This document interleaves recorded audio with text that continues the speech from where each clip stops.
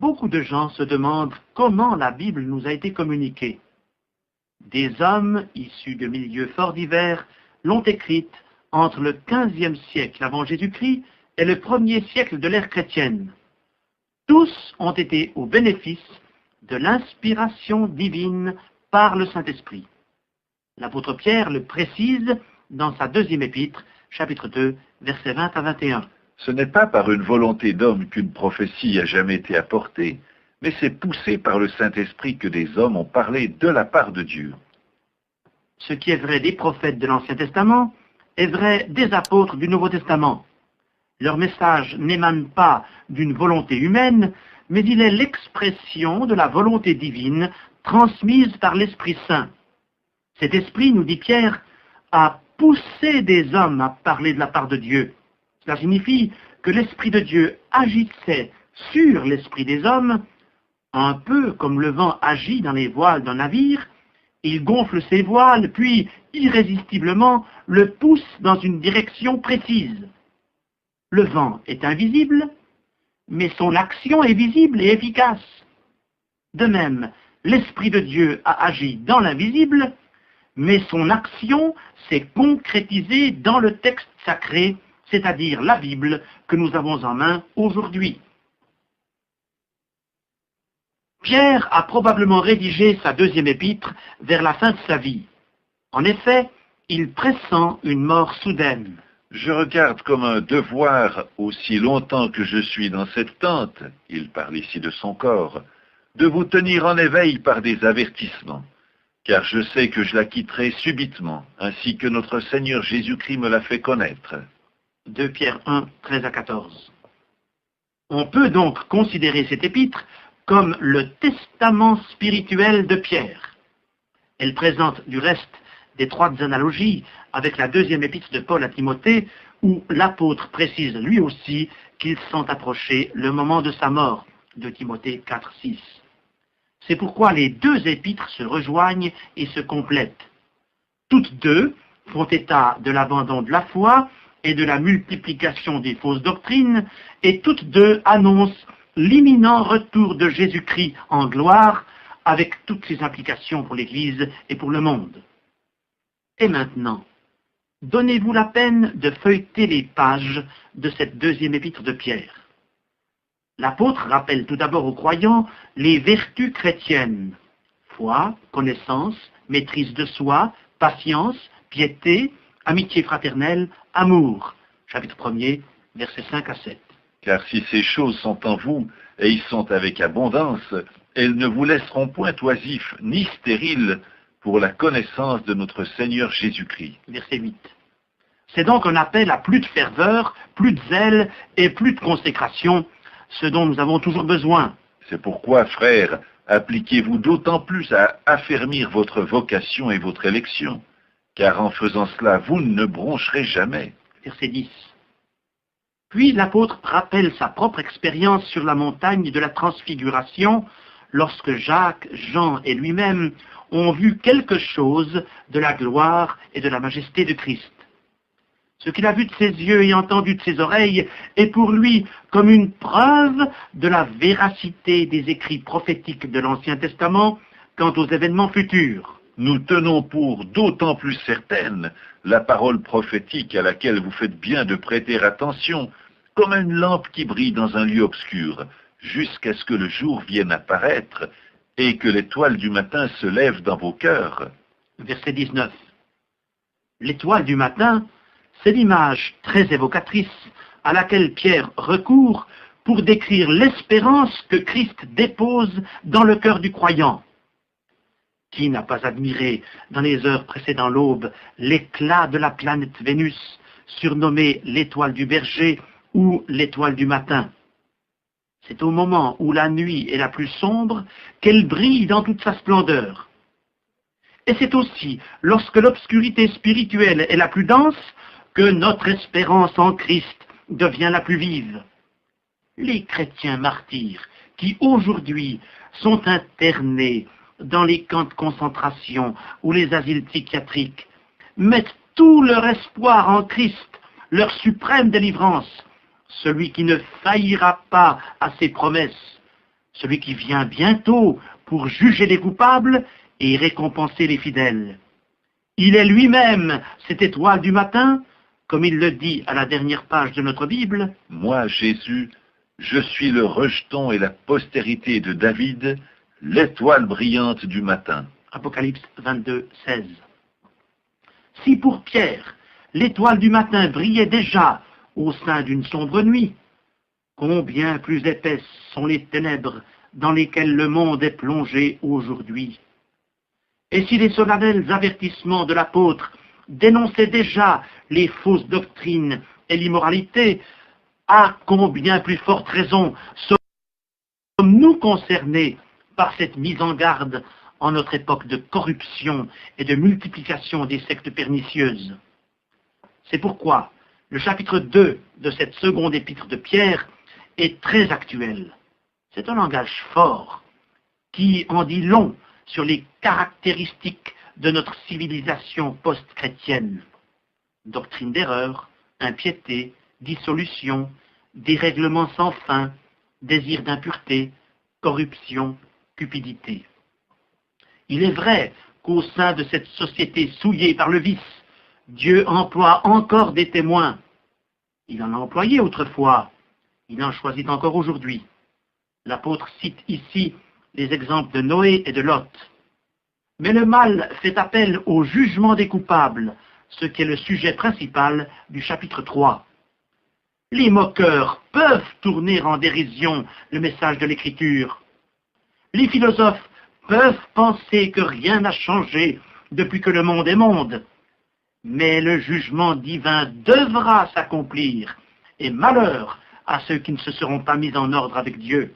Les cieux et la terre d'à présent sont gardés et réservés pour le feu, pour le jour du jugement et de la ruine des hommes impies. 2 Pierre 3, 7. Un employé de la municipalité de Londres avait été chargé d'entretenir la gigantesque horloge qui domine Fleet Street, au cœur de la cité. Alors qu'il nettoyait l'horloge, la manche de sa veste s'est prise dans l'engrenage. Il a crié au secours, mais sa voix n'a pu dominer le bruit de l'intense trafic de la rue. Des centaines de Londoniens passaient sur les trottoirs à une 50aine de mètres au-dessous de lui, mais personne n'a entendu les appels du malheureux. Le mécanisme du mouvement d'horlogerie a broyé impitoyablement l'employé, qui a succombé à une mort atroce, privé de tout secours, au lieu même où se pressait la foule citadine la plus dense. Ne jouez pas avec le temps qui ne vous appartient pas. Vous ne pouvez empêcher l'aiguille du cadran de Dieu de poursuivre sa course. Peut-être avez-vous pensé que Dieu n'existe pas, ou que, s'il existe, il vous laisse agir entièrement à votre guise. L'employé londonien accomplissait son travail routinier quand soudain il s'est trouvé pris dans un engrenage et projeté dans l'au-delà. Et si pour lui c'était un accident imprévisible, pour vous ce sera différent, car Dieu vous a prévenu. L'horloge de Dieu est en mouvement et l'heure des règlements de compte approche indubitablement. Le jugement divin surviendra comme un bouleversement cosmique qui broie tout sur son passage. Ne vous laissez pas surprendre par les châtiments divins. Demain, Dieu jugera. Aujourd'hui, il aime et il patiente.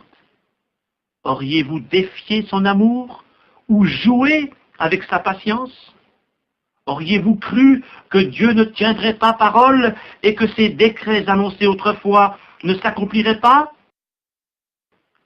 Que dit l'apôtre Pierre, chapitre 3, verset 9?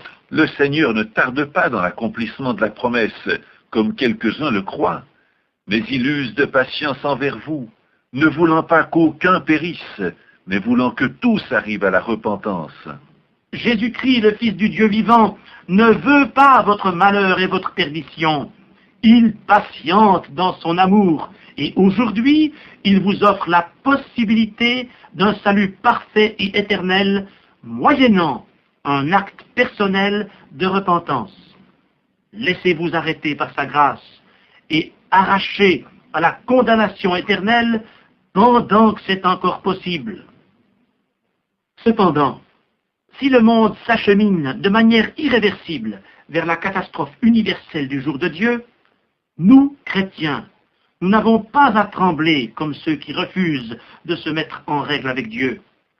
La deuxième épître de Pierre précise ce que le Seigneur attend de nous: la piété, la pureté, la patience, la paix. C'est pourquoi, bien-aimés, en attendant ces choses, appliquez-vous à être trouvés par lui sans tache et irréprochable dans la paix. Croyez que la patience de notre Seigneur est votre salut. 2 Pierre 3, 14 à 15. Chrétiens, vivons-nous dans la réalité en attendant les choses qui doivent arriver bientôt? Si Jésus-Christ revenait en cet instant, nous trouverait-il sans tache, irréprochable et dans la paix? N'avons-nous pas à nous examiner nous-mêmes et à conformer notre vie aux critères de sa sainte parole? Dans la conclusion de son épître, versets 17 à 18 du chapitre 3, l'apôtre propose aux croyants un programme précis pour l'épanouissement de leur vie spirituelle. Vous donc, bien-aimés qui êtes avertis, tenez-vous sur vos gardes, de peur qu'entraînés par l'égarement des impies, vous ne veniez à déchoir de votre fermeté. Mais croissez dans la grâce et dans la connaissance de notre Seigneur et Sauveur Jésus-Christ. À lui soit la gloire, maintenant et pour l'éternité. Amen. À la fin de ce bref exposé de la deuxième épître de Pierre, nous ne pouvons qu'exprimer ce vœu: que vous puissiez, que nous puissions tous croître dans la grâce et dans la connaissance de notre Seigneur et Sauveur Jésus-Christ. Alors, notre vie et notre témoignage serviront à la louange et à la gloire de notre bien-aimé Sauveur qui revient bientôt.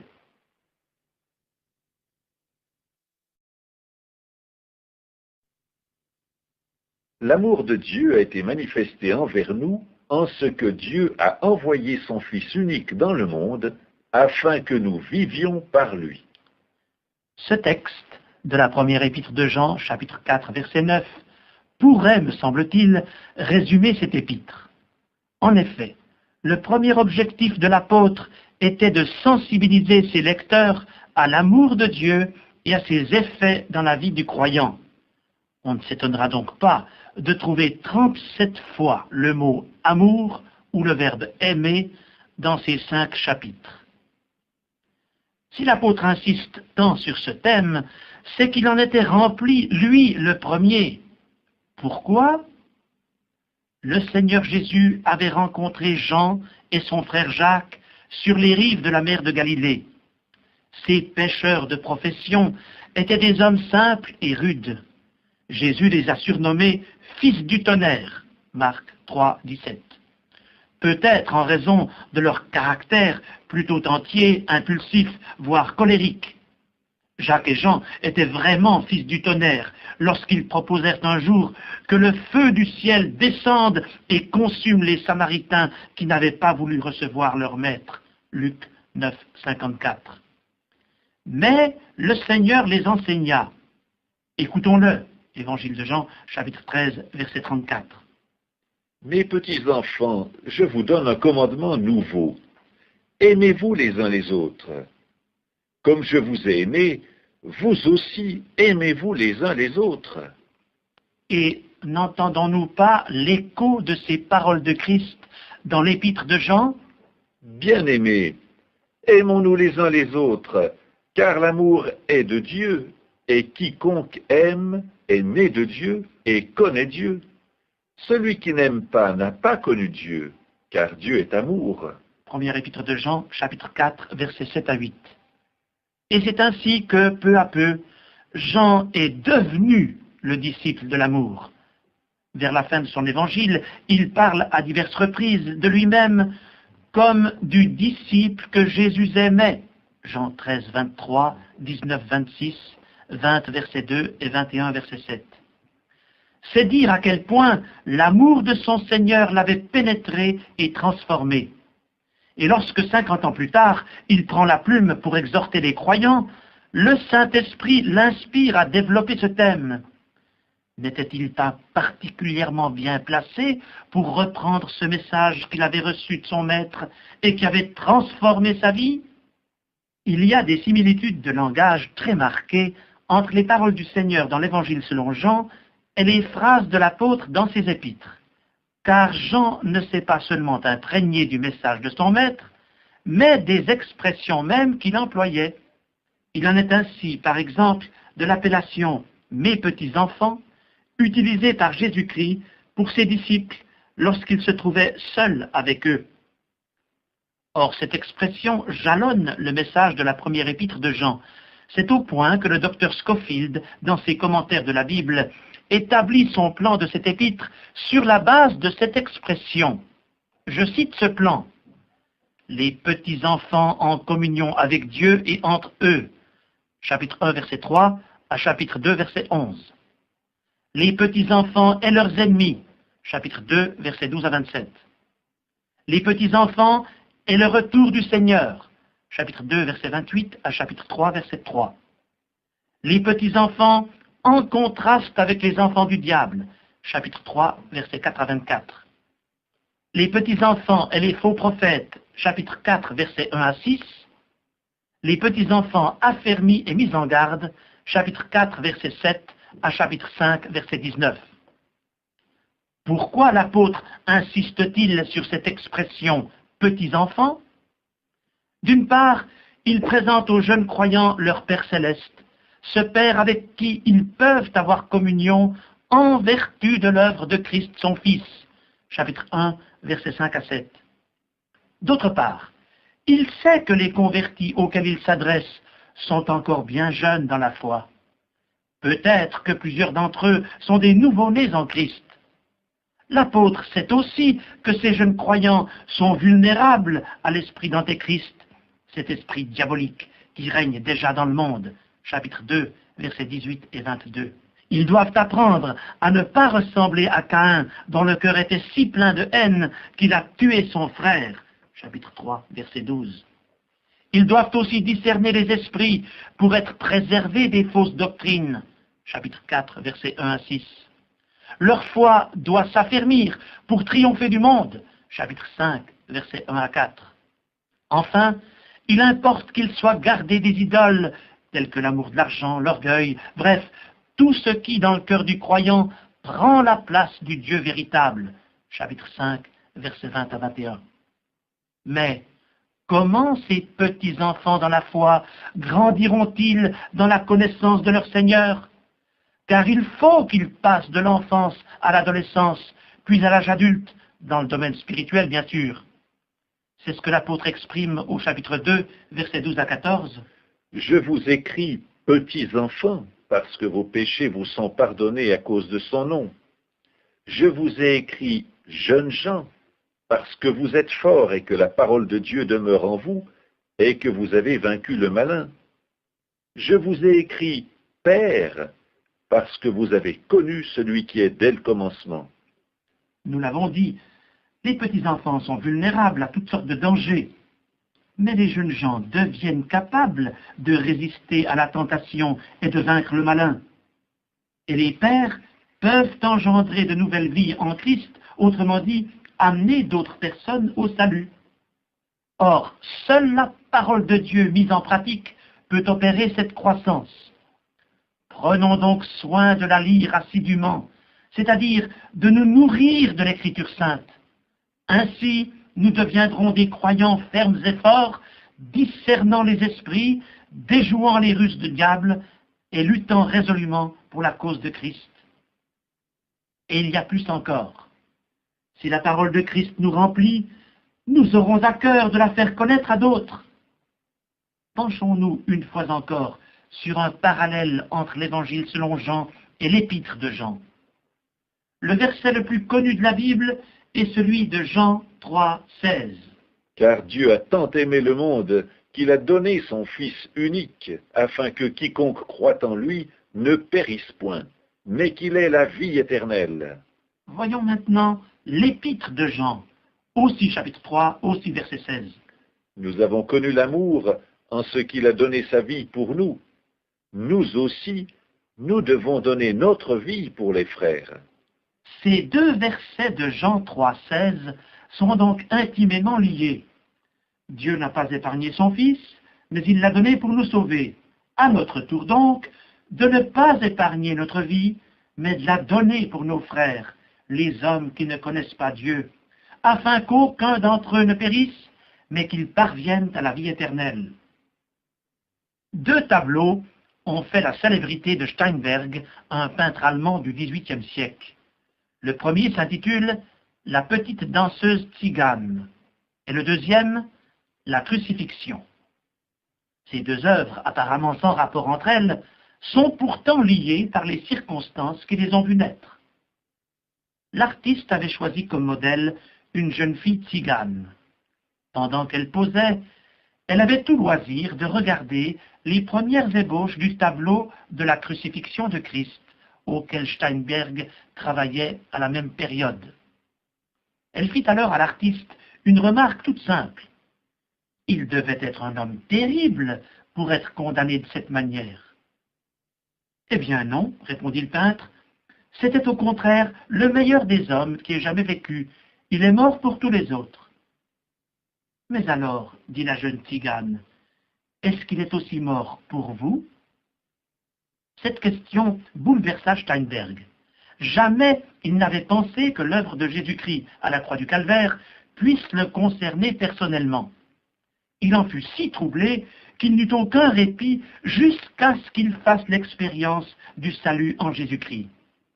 Puis Steinberg acheva son œuvre représentant le crucifié, non sans ajouter en commentaire au bas du tableau « Voilà ce que j'ai fait pour toi, et toi, qu'as-tu fait pour moi ?»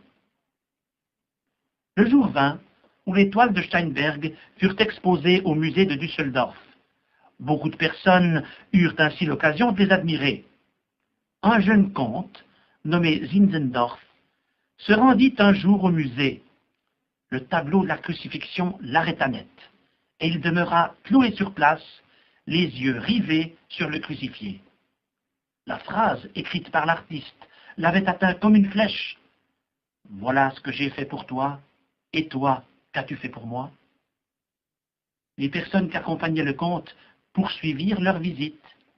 Et c'est le gardien chargé de la fermeture du musée qui l'arracha à sa contemplation. Mais Zinzendorf était devenu un autre homme. Il avait accepté Christ comme son sauveur. Dès lors, il lui consacra sa vie et sa fortune.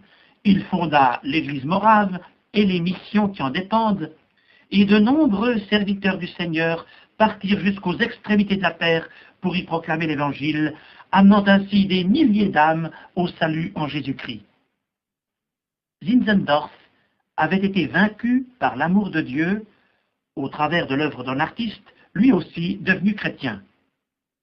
Avez-vous ouvert votre cœur à l'amour de Dieu, cet amour qui avait gagné tour à tour la jeune tzigane, le peintre et le comte, cet amour qui a saisi des millions d'âmes depuis 20 siècles? Acceptez le message de l'amour de Dieu. Lorsque vous l'aurez accepté, c'est par amour que vous offrirez votre vie à Jésus-Christ pour gagner d'autres personnes à cet amour. Nous avons connu l'amour en ce qu'il a donné sa vie pour nous. Nous aussi, nous devons donner notre vie pour les frères. Tel est le message du disciple de l'amour dans l'épître de l'amour, cette première épître de Jean que nous vous invitons à relire tout à nouveau.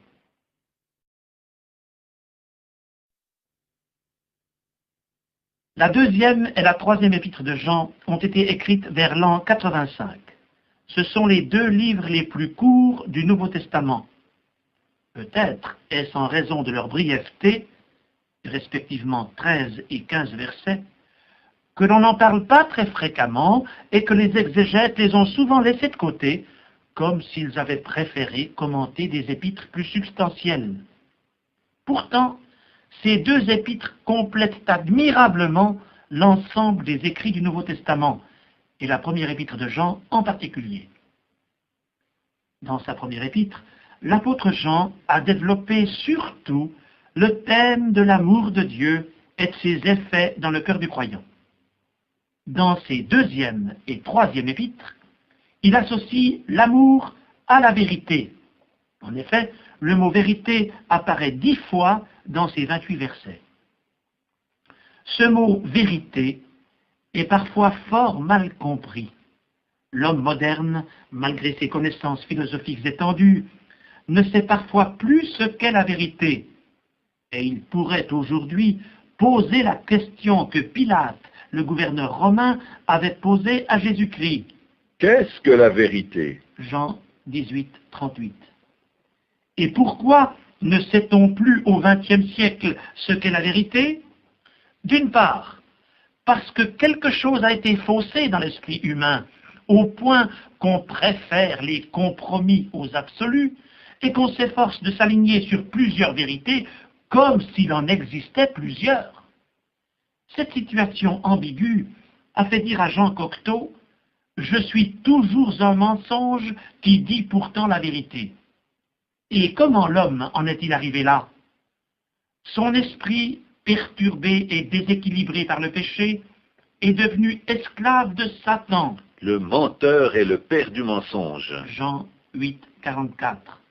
Le Nouveau Testament déclare Le monde entier est sous la puissance du malin. Premier épître de Jean, chapitre 5, verset 19. C'est-à-dire, le monde entier est sous la puissance de Satan. Bientôt Satan s'incarnera dans un super-homme perfide que l'apôtre désigne sous le nom d'Antéchrist. Premier épître de Jean, chapitre 2, versets 18 et 22, deuxième épître de Jean, verset 7. Qui séduira le monde entier par des prodiges mensongers, 2 Thessaloniciens, chapitre 2, verset 9. Or, le premier mensonge de l'Antéchrist, nous dit la deuxième épître de Jean, est de nier la venue historique de Jésus-Christ, et en particulier son incarnation dans le sein de la Vierge Marie. Car plusieurs séducteurs sont entrés dans le monde et ne déclarent pas publiquement que Jésus-Christ est venu en chair. Celui qui est elle, c'est le séducteur et l'antichrist. Deuxième épître de Jean, verset 7. Mais pourquoi le diable et ses agents contestent-ils avant tout l'œuvre historique du Fils de Dieu? Parce que Jésus-Christ est venu pour condamner le mensonge et libérer les victimes de Satan. Il est lui-même la vérité divine, souveraine, capable de nous révéler le Dieu véritable. N'a-t-il pas dit? Je suis le chemin, la vérité et la vie. Nul ne vient au Père que par moi. Jean 14, 6. Comment Jésus nous introduit-il auprès de son Père? Par son œuvre expiatoire à la croix et par sa parole.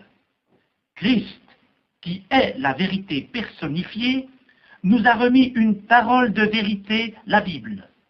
Et lorsque cette parole divine opère son œuvre en nous, elle nous libère progressivement du mensonge, nous transforme et nous sanctifie. Tout cela pour que nous devenions des hommes nouveaux, créés selon Dieu, dans une justice et une sainteté que produit la vérité. Éphésiens 4, 24. Revenons maintenant à l'association amour et vérité que l'on découvre dans ces deux épîtres de Jean. Peut-être cette association vous surprend-elle. Eh bien, songez un instant au mariage. Un couple ne goûtera pas une union véritable s'il y a manque de vérité entre les deux partenaires. L'amour vrai, selon Dieu, n'a rien de commun avec l'amour qu'on appelle libre, qui n'engendre que tromperie, mensonge, adultère et vice, avec tout leur cortège de tragédies. De même, l'anomalie de l'amour sans la vérité se retrouve sur un autre plan, celui de l'Église chrétienne au sens large du terme.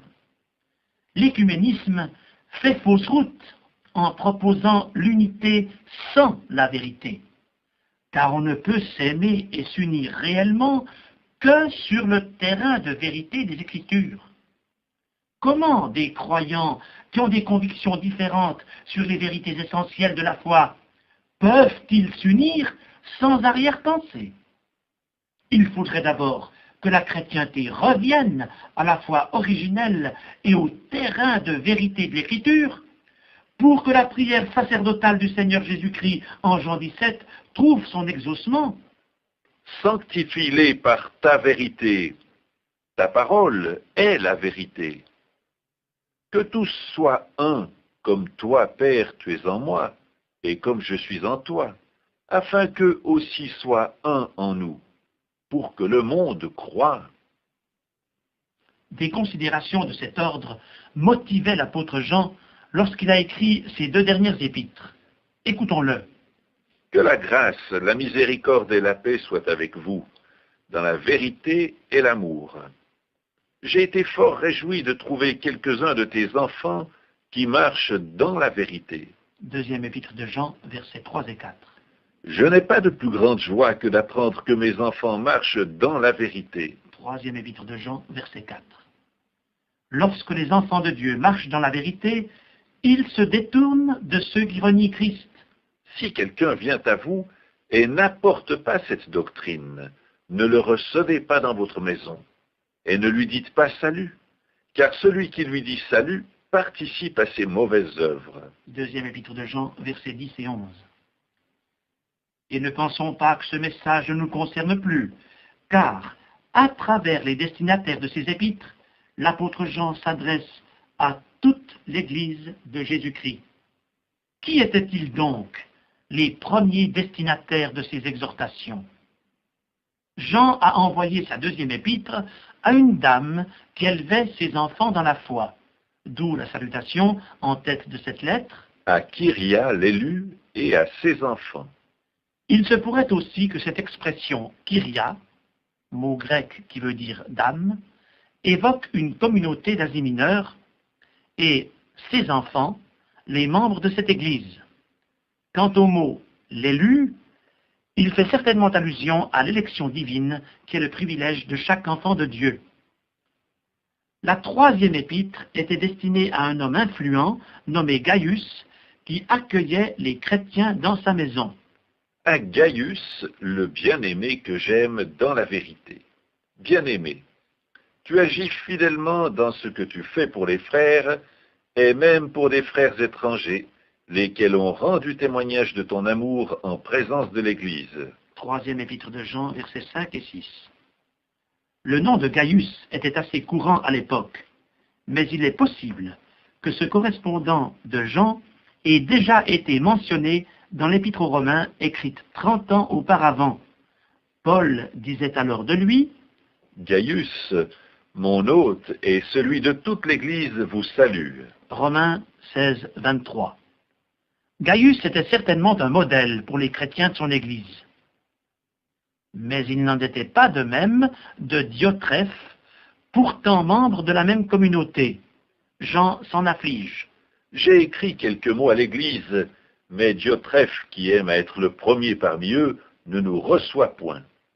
C'est pourquoi je rappellerai les actes qu'il commet, en tenant contre nous de méchants propos. Non content de cela, il ne reçoit pas les frères, et ceux qui voudraient le faire, il les en empêche et les chasse de l'Église. » 3e épître de Jean, versets 9 et 10. Hélas, ce qui est arrivé au 1er siècle se reproduit trop souvent au 20e. Que de Diotrephes aujourd'hui, qui aiment à se mettre en avant et jouer un rôle de premier plan. Que de Diotrephes qui refusent de se soumettre au conducteur spirituel et même à l'autorité de la foi apostolique. Là encore, la marche chrétienne dans l'amour et la vérité implique que les Diotrephes soient dénoncés dans leurs actes et jugés par l'Église, afin que rien ne nuise à la cause de Christ.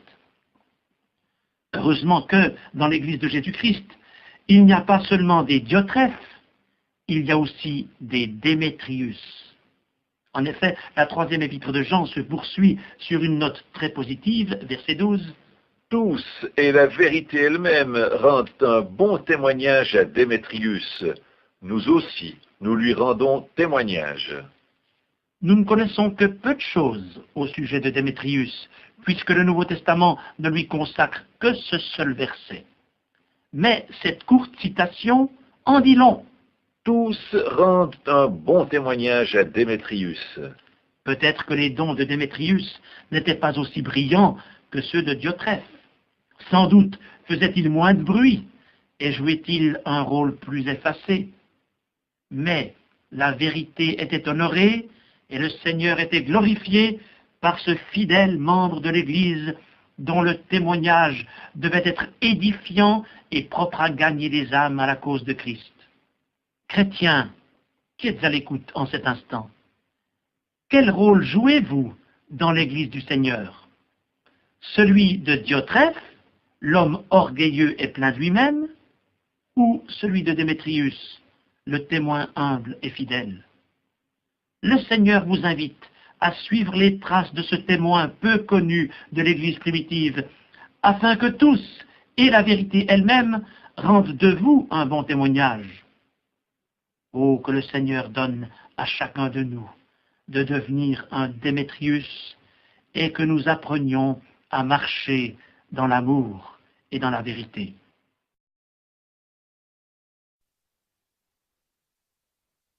Lisez l'épître de Jude, et vous serez frappés de la profondeur de son message et de la variété des sujets abordés. En 25 versets, Jude nous a beaucoup donné. Il faut reconnaître que les écrits apostoliques sont d'une densité exceptionnelle. Or, seule l'inspiration du Saint-Esprit a pu communiquer aux écrivains sacrés du Nouveau Testament une révélation si riche sous une forme si condensée. Jude était, comme l'apôtre Jacques, le frère du Seigneur Jésus.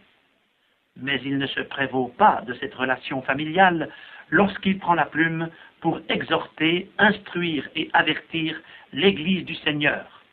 Il se présente Jude, serviteur de Jésus-Christ et frère de Jacques. Remarquons tout d'abord qu'il évoque de nombreuses scènes de l'Ancien Testament.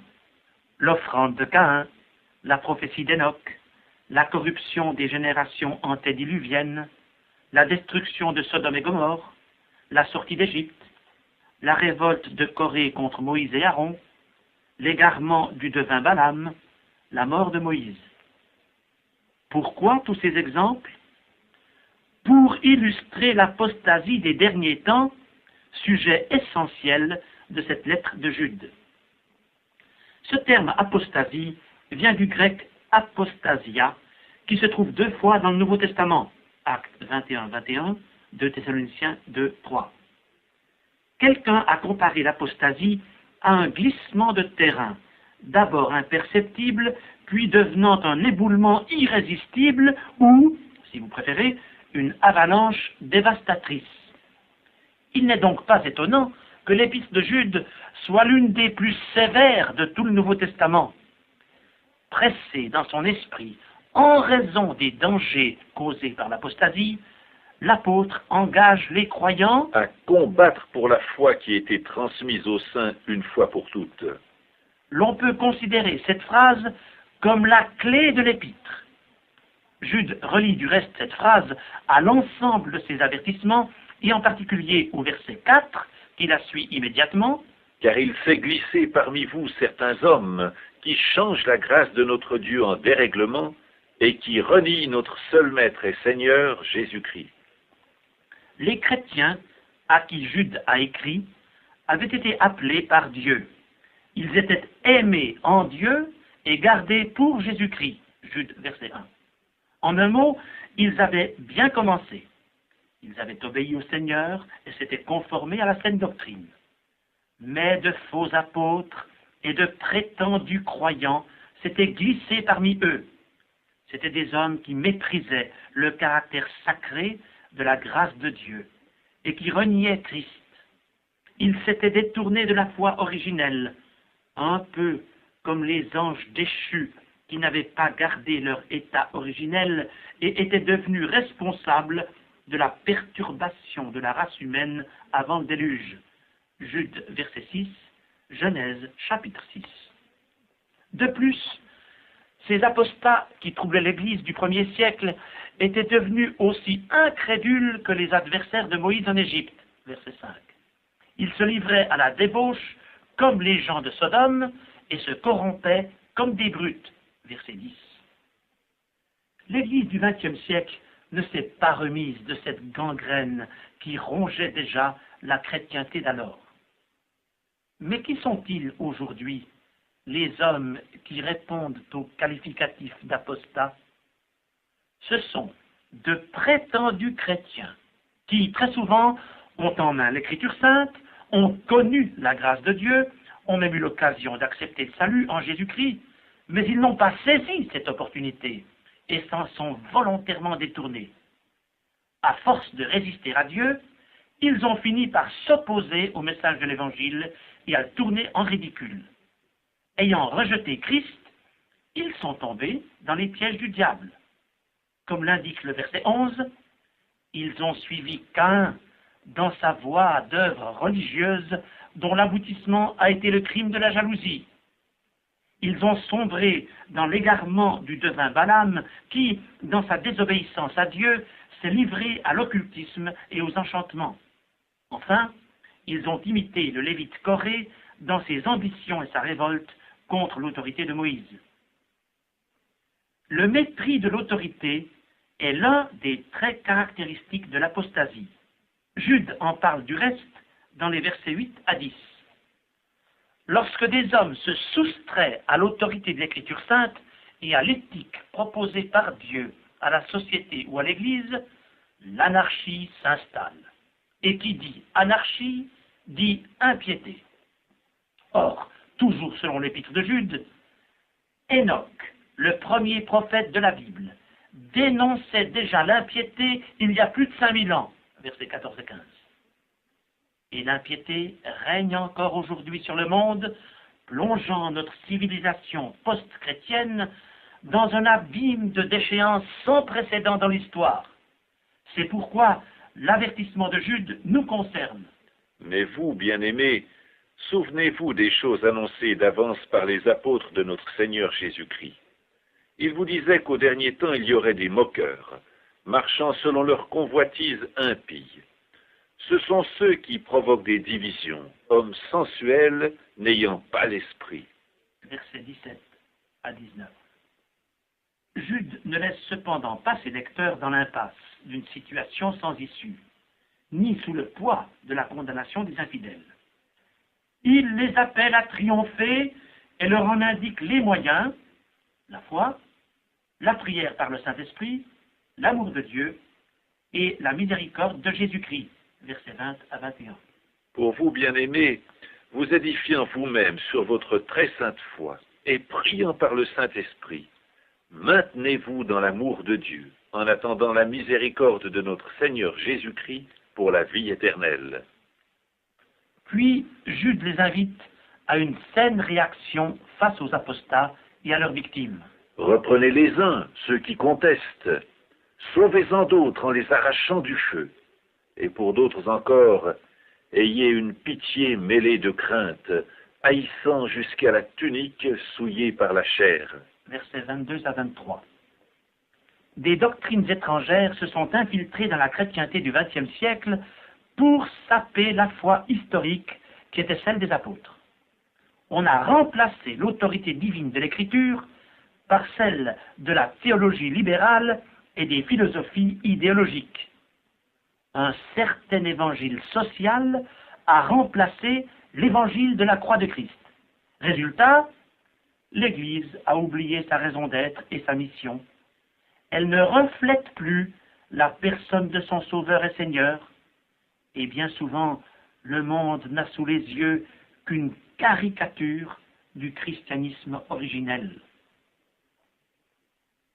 Peut-être trouvez-vous cette brève étude quelque peu négative.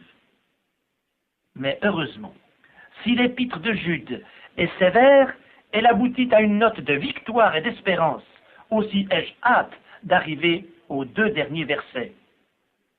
À celui qui peut vous préserver de toute chute et vous faire paraître devant sa gloire irréprochable et dans l'allégresse, à Dieu seul, notre Sauveur, par Jésus-Christ notre Seigneur, soit gloire, majesté, force et puissance, dès avant tous les temps, et maintenant, et dans tous les siècles. Amen. Mais avant que tous les vainqueurs soient réunis dans cette gloire pour chanter les louanges de Dieu, notre Sauveur, et de Jésus-Christ, notre Seigneur, il faut que les membres de l'Église universelle de Jésus-Christ soient victorieux ici-bas en résistant à l'apostasie. Le Seigneur peut vous préserver de toute chute, mais ne vous exposez ni à la décadence morale, ni au doute. L'apostasie vous aurait-elle déjà touché? Auriez-vous été entraîné dans ce glissement de terrain au point de ne plus retrouver le fondement solide et sûr du credo apostolique? Combien de chrétiens sincères se débattent aujourd'hui parce qu'ils ne savent plus que croire ou qui croire, en raison des faux docteurs et des conducteurs spirituels infidèles qui les ont fourvoyés dans des systèmes ou dans des théories contraires à la foi biblique. Je me souviens d'une expérience faite dans les Alpes. Avec quelques compagnons de cordée, nous avions traversé un glacier qui avait tant rongé sa moraine latérale qu'elle s'était écroulée sur un large front. Pourtant, il était impossible de poursuivre notre route sans nous engager dans ce passage devenu presque impraticable à cause de l'éboulement. Nous étions donc obligés de l'escalader. Pendant près d'1 heure, nous avons cherché tant bien que mal à nous agripper au terrain mouvant. Il semblait que nous reculions à chaque pas, tant la pierraille était instable. Aucune touffe d'herbe à saisir, aucun bloc de rocher pouvant offrir un point d'appui. Impossible aussi de planter le piolet assez profondément et prévenir ainsi la dégringolade. Mais après un long moment d'anxiété, quel soulagement d'atteindre la terre ferme au-dessus de l'éboulement, d'accrocher d'abord sa main, puis son pied à quelque chose de sûr, et ensuite, à l'aide de la corde, de hisser les camarades se débattant encore sur la moraine mouvante. Il n'est qu'un terrain stable pour votre foi. Les Écritures, verbalement inspirées de Dieu dans leurs textes originaux. Ressaisissez-vous. Si vous l'avez perdu, retrouvez le terrain sacré du credo apostolique que Jude appelle la foi transmise aux saints une fois pour toutes, et que les cordages d'amour du Seigneur vous arrachent au doute et à l'apostasie pour vous amener à Christ et vous maintenir sur le terrain sacré de l'Écriture. Ainsi seulement serez-vous préparés à la gloire future réservée aux vainqueurs. Car Celui qui peut vous préserver de toute chute vous fera paraître devant sa gloire irréprochable et dans l'allégresse.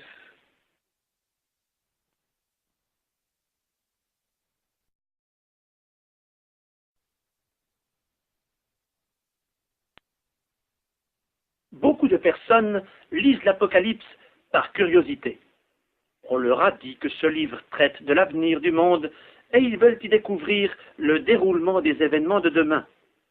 Notre société ne manque pas d'augures soutirant à l'Apocalypse des déductions gratuites pour mieux spéculer quant à l'avenir, et que dire des prétendus prophètes qui recrutent leurs adeptes en les menaçant, allant jusqu'à invoquer les foudres apocalyptiques sur ceux qui demeurent réfractaires à leurs théories. Il y a d'autres sources de confusion. La littérature de science-fiction, l'art contemporain et les masses médias qui empruntent volontiers certaines images à l'Apocalypse pour projeter sur le public le spectre menaçant des fléaux de demain. Et pourtant, que veut dire le mot apocalypse? Ce terme, dérivé du grec, signifie action de dévoiler ou révélation. Mais révélation de quoi? Ou plutôt de qui? Lisons Apocalypse 1:1. Révélation de Jésus-Christ que Dieu lui a donnée pour montrer à ses serviteurs les choses qui doivent arriver bientôt et qu'il a fait connaître par l'envoi de son ange à son serviteur Jean. Jésus-Christ a donc reçu de Dieu une révélation qu'il a transmise à Jean, son disciple. Cette révélation concerne les choses qui doivent arriver bientôt, choses qui seront précisées et développées dans les chapitres 4 à 22 de l'Apocalypse. Auparavant, Jean, le disciple bien-aimé du Seigneur, avait connu son maître dans son humiliation durant sa vie terrestre. Il l'a découvert alors dans sa gloire, sa justice et son autorité souveraine sur le monde. Je suis l'alpha et l'oméga, dit le Seigneur Dieu, celui qui était et qui vient, le Tout-Puissant. Apocalypse 1, 8. Lorsque Jean a reçu cette révélation exceptionnelle, qu'il a vu le ciel ouvert, il se trouvait, quel paradoxe, exilé, peut-être prisonnier sur une île de la mer Égée. Moi, Jean, votre frère qui est part avec vous à la tribulation, au royaume et à la persévérance en Jésus, j'étais dans l'île appelée Patmos, à cause de la parole de Dieu et du témoignage pour Jésus. Apocalypse 1, 9. Peut-être Jean n'a-t-il pas saisi tout de suite ce que Dieu voulait pour lui en permettant cette situation. En serait-il de même pour vous? Vous ne saisissez pas la raison de votre épreuve présente. Croyez que le Seigneur la permet pour vous accorder une nouvelle rencontre avec lui et une nouvelle révélation de sa grâce et de son amour. Mais rejoignons Jean dans sa déportation. Je fus saisi par l'Esprit au jour du Seigneur. Apocalypse 1, 10. L'apôtre a fait à ce moment-là l'expérience que certains prophètes de l'Ancien Testament, comme Ézéchiel, Daniel et bien d'autres, avaient faite avant lui, lorsque l'Esprit de Dieu les avait saisis et transportés en d'autres lieux et en d'autres circonstances. Jean a été transporté en esprit au jour du Seigneur. Cette expression « jour du Seigneur » ne se rapporte pas à un laps de temps de 24 heures, mais à une période très longue, encore à venir, qui englobera toute une série d'événements. Enlèvement des chrétiens à la rencontre de leur Seigneur, grande tribulation, domination de l'Antéchrist, retour de Christ en gloire, jugement des nations, règne millénaire du Messie, condamnation définitive de Satan et jugement dernier. Dans l'Apocalypse, il y a beaucoup de symboles. Livres scellés, cavaliers, chevaux, étoiles tombant sur terre, montagnes jetées en mer, sauterelles tourmentant les hommes, moissons, vendanges, coupes déversées sur le monde, et bien d'autres choses encore. Tout semble mystérieux et énigmatique, jusqu'à ce que l'on comprenne la relation étroite qui unit l'Apocalypse à l'Ancien Testament. En effet, l'Apocalypse contient environ 280 citations textuelles de l'Ancien Testament, et nombre de ces symboles et descriptions se retrouvent dans les visions des prophètes d'autrefois. C'est dire que si l'on prend la peine de considérer ces symboles dans le contexte historique de l'Ancien Testament, puis de les placer dans les circonstances du jour du Seigneur, tout s'éclaire et se concrétise peu à peu. En voulez-vous un exemple? Prenons celui des jugements apocalyptiques annoncés par 7 trompettes retentissantes. Où retrouvons-nous cette trompette dans l'Ancien Testament? Au chapitre 6 de Josué, qui parle de la conquête de Jéricho. 7 sacrificateurs sonnent de leurs trompettes et tout le peuple pousse des cris. Alors, les murailles de Jéricho s'écroulent devant les armées victorieuses d'Israël. Application: quand les 7 anges de l'Apocalypse sonneront de leurs trompettes, les murailles de la civilisation de l'Antéchrist s'écrouleront devant les armées victorieuses du Seigneur, et comme Josué, dont le nom signifie sauveur, a vaincu en introduisant son peuple dans le pays de la promesse, Jésus, le Sauveur, vaincra ses adversaires et introduira son peuple dans l'accomplissement des promesses. Examinons maintenant le livre lui-même d'un peu plus près. Lorsque le Seigneur s'est révélé à Jean, il lui a ordonné « Écris ce que tu as vu, ce qui est et ce qui doit arriver ensuite. » Apocalypse 1, 19. Cette phrase détermine les sections du livre. Ce que tu as vu, c'est la révélation de Christ en gloire, sujet du chapitre 1er. Ce qui est, c'est au-delà des lettres aux 7 églises d'Asie, l'histoire du christianisme du 1er au 20e siècle. Chapitres 2 et 3. Ce qui doit arriver ensuite, ce sont les événements appartenant encore à l'avenir, chapitres 4 à 22.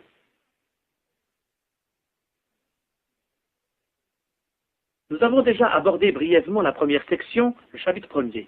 Je voudrais donc m'arrêter maintenant sur les chapitres 2 et 3. Jésus-Christ confie à Jean la responsabilité d'envoyer de sa part des lettres à 7 églises établies dans des villes proches de la mer Égée: Éphèse, Smyrne, Pergame, Thyatire, Sardes, Philadelphie, Laodicée. Il y avait bien d'autres églises chrétiennes dans cette région à l'époque, mais le Seigneur a choisi ces 7 congrégations parce qu'il voyait au-delà de leurs circonstances propres, d'une part, la lutte, les défaites et les victoires de toute l'Église universelle, d'autre part, l'histoire de cette Église universelle, donc l'évolution du christianisme pendant 20 siècles. Je m'explique. Les chrétiens d'Éphèse avaient alors perdu leur premier amour pour leur Seigneur. Ceux de Pergame avaient cédé au compromis et au mélange. À Thyatire, ils s'étaient laissés séduire par un enseignement perfide. Ceux de Sardes s'étaient endormis, spirituellement parlant, et ceux de Laodicée vivaient dans l'illusion. En contraste, l'église de Smyrne souffrait jusqu'au martyre, et celle de Philadelphie demeurait fidèle à la parole de Dieu. Or, ces caractéristiques se retrouvent dans l'Église universelle de tous les temps. Il y a toujours eu des chrétiens fidèles et forts, comme il y a toujours eu, hélas, une chrétienté vivant dans la tiédeur, le sommeil spirituel, les compromis, et tolérant même des doctrines d'erreur. Mais, comme je viens de le dire, il y a plus. Les lettres aux 7 églises comportent un aspect prophétique, puisqu'elles décrivent par avance l'évolution du christianisme au cours de 20 siècles. Après la naissance de l'Église, 1, 2 ou 3 générations se sont écoulées, et le feu du premier amour s'est éteint parmi les chrétiens. Ce que j'ai contre toi, c'est que tu as abandonné ton premier amour, dit le Seigneur à l'église d'Éphèse, Apocalypse 2, verset 5. Puis, il exhorte l'église de Smyrne en ces mots: sois fidèle jusqu'à la mort, et je te donnerai la couronne de vie. Apocalypse 2, 10. Au-delà des souffrances que l'église de Smyrne supportait vaillamment, le Seigneur annonce les persécutions qui ont caractérisé les 3 premiers siècles jusqu'à l'empereur Dioclétien. Au IVe siècle, la situation se modifie. L'empereur Constantin fait du christianisme une religion d'État, et la chrétienté se confond désormais au monde. Il en résulte les compromis et le mélange, thème de la lettre à l'église de Pergame. Puis, la religion médiévale multiplie ses œuvres en tolérant dans son sein l'enseignement usurpateur des traditions, exactement comme l'a fait en son temps l'église de Thyatire. Au XVIe siècle éclate la Réforme, d'où surgit le protestantisme. Mais qu'est-il devenu aujourd'hui? Le Seigneur pourrait lui adresser les reproches qu'il avait envoyés à l'église de Sardes. Je sais que tu passes pour être vivant, et tu es mort. Sois vigilant, et affermis le reste qui est près de mourir. Apocalypse 3, 1 à 2. Dans ce contexte, Dieu suscite une nouvelle église de Philadelphie, c'est-à-dire un christianisme qui, à l'heure de la tentation universelle, veille fidèlement à son attachement à l'Écriture. Parce que tu as gardé la parole de la persévérance en moi, je te garderai aussi à l'heure de la tentation qui va venir sur le monde entier pour éprouver les habitants de la terre. Apocalypse 3, 10. C'est d'autant plus nécessaire que notre époque est marquée par la formation d'une super église écuménique et usurpatrice qui vit dans l'illusion d'une fausse richesse et la tiédeur des formes de piété. C'est exactement l'image proposée par la lettre à l'église de Laodicée. Le Seigneur s'est retiré de cette chrétienté apostate, mais du dehors, il appelle encore ceux qui veulent bien l'écouter. Voici, je me tiens à la porte et je frappe. Si quelqu'un entend ma voix et ouvre la porte, j'entrerai chez lui, je souperai avec lui et lui avec moi. Apocalypse 3, 20. Remarquez-le bien. Le Seigneur ne parle plus à une collectivité, mais à l'individu qui prête encore l'oreille à sa voix. Le salut n'est jamais collectif, mais il y a toujours espoir pour la personne qui ouvre son cœur à l'appel du Seigneur. Un artiste avait eu à cœur d'illustrer cette phrase d'Apocalypse 3, 20 et avait repris le Seigneur frappant à la porte. L'un des admirateurs de son tableau lui fit cependant remarquer « Maître, vous avez oublié la poignée extérieure de la porte. »« C'est voulu, » répondit le peintre, « car cette porte-là n'a de poignée qu'à l'intérieur. » En effet, lorsque le Seigneur frappe à la porte de notre cœur, c'est à nous qu'il appartient d'ouvrir. Jésus-Christ ne s'impose jamais, il patiente derrière la porte, où il continue de frapper, attendant notre réponse. Avez-vous donné votre réponse? Pourquoi ne pas la donner maintenant, en cet instant?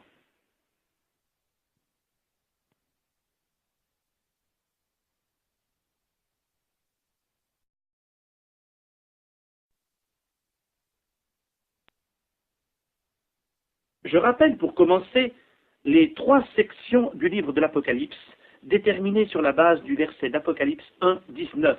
Écris donc ce que tu as vu, ce qui est et ce qui doit arriver ensuite. Ce que Jean a vu, c'est le Seigneur dans la gloire, chapitre 1er. Ce qui est, c'est l'Église universelle de Jésus-Christ à travers 20 siècles d'histoire, chapitres 2 et 3. Ce qui doit arriver ensuite, ce sont les événements prophétiques encore à venir, décrits dans les chapitres 4 à 22. Alors que l'Église faisait l'objet de toute l'attention de son Seigneur dans les chapitres 2 et 3, il n'est plus question d'elle dès le chapitre 4, où Jean nous présente ce qui doit arriver ensuite. L'Église sera mentionnée à nouveau au chapitre 19, où l'apôtre évoquera les noces de l'agneau, c'est-à-dire l'union définitive de Christ avec son Église. Ce silence quant à l'Église est un fait significatif qui nous aide à délimiter dans le temps l'application de ces chapitres 4 à 19 de l'Apocalypse. Il s'agit d'une période bien définie s'étendant entre l'enlèvement de l'Église et l'arrivée foudroyante de Jésus-Christ comme roi sur terre. Selon la plupart des commentateurs de l'Écriture, cette période ne dépassera pas 7 ans et correspond à la 70e semaine d'année annoncée par Daniel à la fin du chapitre 9 de sa prophétie. C'est dire qu'en un laps de temps relativement court se concentreront des événements d'une extrême gravité, événements qui se produiront simultanément au ciel et sur la terre. Examinons brièvement tout d'abord ce qui se passera au ciel. Au chapitre 4, le trône de Dieu apparaît dans toute sa gloire. Puis, les créatures célestes s'unissent dans un concert de louanges à Jésus-Christ, appelé agneau dans l'Apocalypse. Dans sa main, le livre de la rédemption scellé de 7 sceaux, chapitre 5. Aucune créature céleste ou terrestre n'est jugée digne de délier les sceaux de ce livre, mais Jésus-Christ en est digne. Il déliera donc l'un après l'autre les sceaux de ce livre et, au fur et à mesure, les jugements divins se déclencheront sur la terre. Mais pour l'instant, gardons notre attention fixée sur ce qui se passe au ciel. Après avoir contemplé le trône divin, Jean voit un autel destiné au sacrifice, d'où monte le parfum des prières des saints, chapitre 6, versets 9 à 11. Puis, nouvelle vision, les âmes des martyrs de la grande tribulation sont assemblées devant le trône de Dieu. Il y a d'abord 144 000 Israélites marqués du sceau de Dieu sur leur front, puis une foule innombrable représentant toutes les nations de la terre. Ces 2 groupes de martyrs, présentés d'abord en Apocalypse 7, se retrouveront dans les chapitres 14 et 15. Mais n'anticipons pas, au chapitre 10 et 11, des anges puissants proclament le triomphe de Christ. Au chapitre 12, il y a guerre dans le ciel, l'archange Michel et ses anges remportent la victoire sur Satan le dragon, et tout à la fin, au chapitre 19, la louange éclate en 4 Alléluia retentissants lorsque Christ entre dans son règne. Et maintenant, considérons les effets terrestres des proclamations et décrets célestes.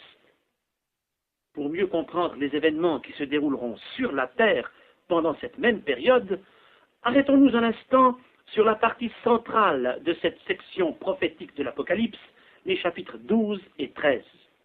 D'abord, Satan est chassé du ciel.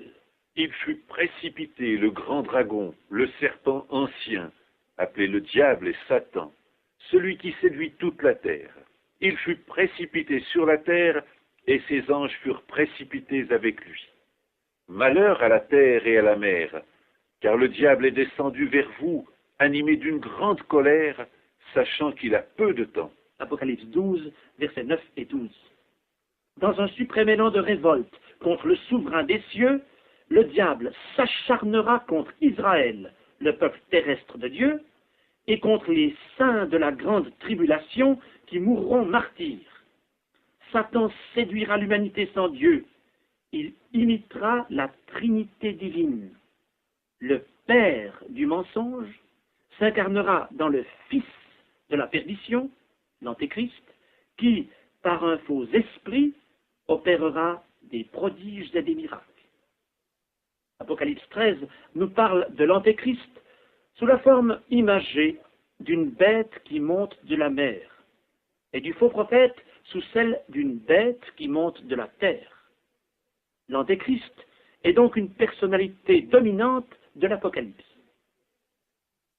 Mais, sur le fond sombre du règne de l'Antéchrist, se profilent les actes souverains de Christ comme juge.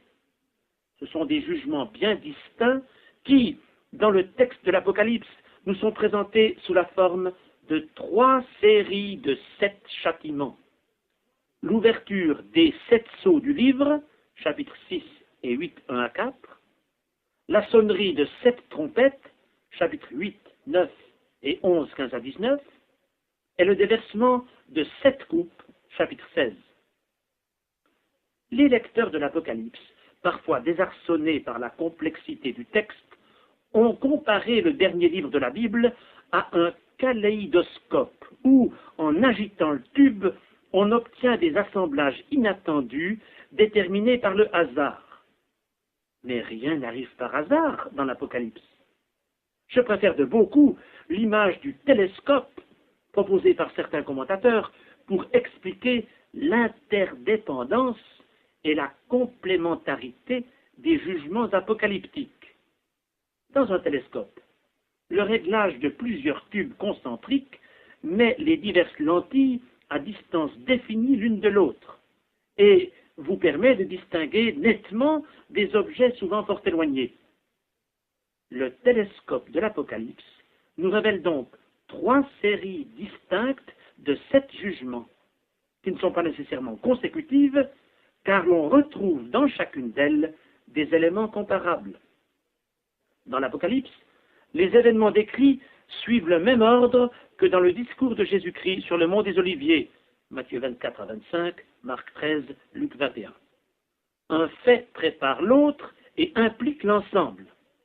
Parmi ces jugements consécutifs, mentionnons les séductions, Apocalypse 6, 1 à 2, les guerres, Apocalypse 6, 3 à 4, les famines, Apocalypse 6, 5 à 6, les épidémies, Apocalypse 6, 7 à 8. C'est une époque de terreur pour tous les habitants du monde, Apocalypse 6, 12 à 17. Le tiers de la terre est brûlé par des cataclysmes qui nous font penser à des explosions nucléaires, Apocalypse 8. Le sous-monde déverse sur l'humanité des agents de tourment et toute une prolifération d'esprits malfaisants, Apocalypse 9. Et pour finir, de terribles fléaux terrassent les hommes, Apocalypse 16. Ces hommes qui pourtant continuent d'endurcir leur cœur ou refusent de se repentir. Enfin, l'Antéchrist porte au pouvoir une femme symbolique qui se nomme Babylone la Grande, Apocalypse 17. Ce système politico-religieux universel est l'expression du suprême blasphème. Aussi, son jugement sera-t-il encore plus foudroyant que celui de l'antique Babylone, ruinée en une nuit. Elle est tombée, Babylone la Grande, car ses péchés se sont accumulés jusqu'au ciel, et Dieu s'est souvenu de ses iniquités.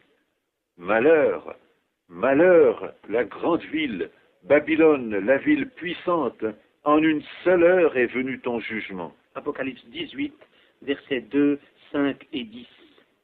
Et cet impitoyable jugement nous introduit au chapitre 19 de l'Apocalypse, un chapitre vers lequel convergent plus de 10 000 prophéties de la Bible entière.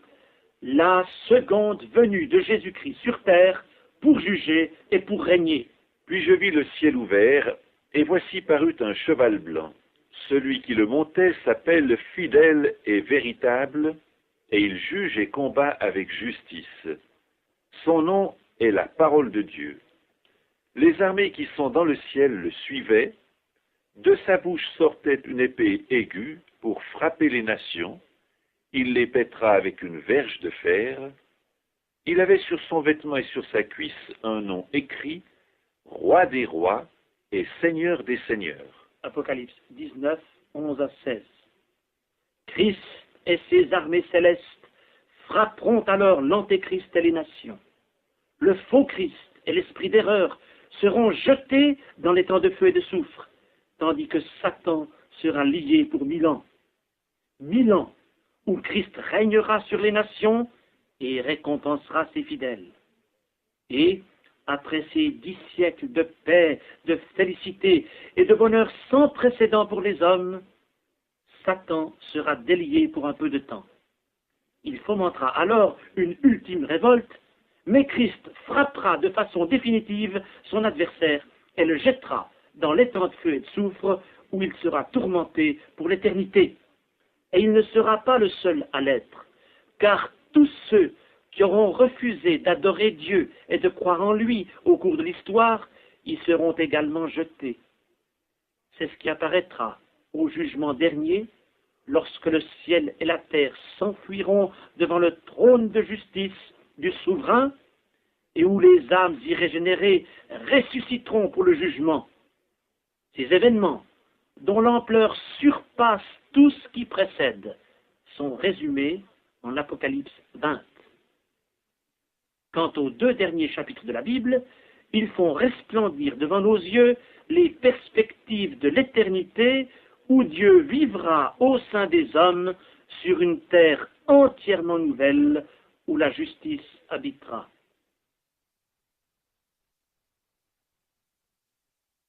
Lorsque le président Eisenhower exerçait ses hautes fonctions, il aimait, quand il se rendait en province, parcourir la presse régionale. Un jour, il tomba sur l'interview d'un journaliste avec un jeune garçon frappé de leucémie.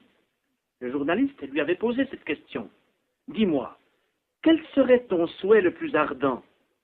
Que désires-tu le plus au monde pendant les jours qui te restent à vivre ?» « Je voudrais voir le président des États-Unis. » Eisenhower était un homme de cœur. Aussi, il conduit à l'adresse indiquée et sonna à la porte. Le père, en bleu de travail, vint répondre. La mère, affolée, s'empressa de fermer la porte de la chambre à coucher, dont les lits étaient encore défaits. L'enfant, évidemment, fut au comble de la joie et reçut des cadeaux dignes du rang de son visiteur. Cependant, après la visite, les parents se regardèrent et dirent que nous avons fait grasse matinée justement aujourd'hui et que nous avons reçu le président dans un appartement en désordre. Bientôt, très bientôt, quelqu'un dont le rang est infiniment plus élevé que celui du président des États-Unis va surprendre le monde par son arrivée soudaine. Le Seigneur a dit: Voici, je viens bientôt, et ma rétribution est avec moi pour rendre à chacun selon son œuvre. Apocalypse 22, 12. Si Jésus-Christ venait aujourd'hui, Seriez-vous prêts? Sinon, mettez-vous en ordre avec lui. Et si vous avez déjà accepté Jésus comme votre sauveur personnel, joignez-vous aux innombrables croyants de tous les peuples qui expriment leur amour envers le Seigneur Jésus et leur fervente attente, peut-être dans les termes qui concluent l'Apocalypse et avec lui toute la Bible. L'Esprit et l'Épouse disent « Viens ». Que celui qui entend dise « Viens, Amen ». Viens, Seigneur Jésus.